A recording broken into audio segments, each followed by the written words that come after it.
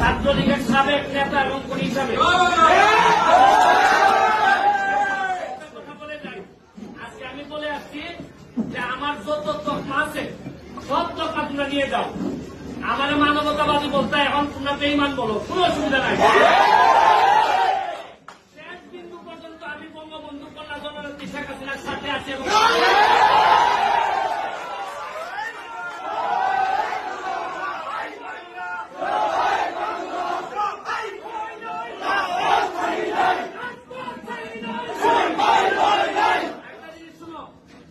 নতুন জেনারেশন 2001 পরে আমি রিপন নতুন ভাইদের সাথে রাহুল ভাইদের সাথে ইয়াকুব ভাইদের সাথে রাজনীতি করার সুযোগ পাইছিলাম। বিরোধী দল আমরা জানি যে কি খারাপ অবস্থায় আমরা রাজনীতি করে এই জায়গা পর্যন্ত আসছি। তোমরা আমাদের উত্তরাধিকার, রক্তের একটা তাসির আছে। আদর্শের সৈনিকরা যদি একবার তারাই যায়, একবার তাদেরকে কেউ আর দাবাই রাখতে পারে না।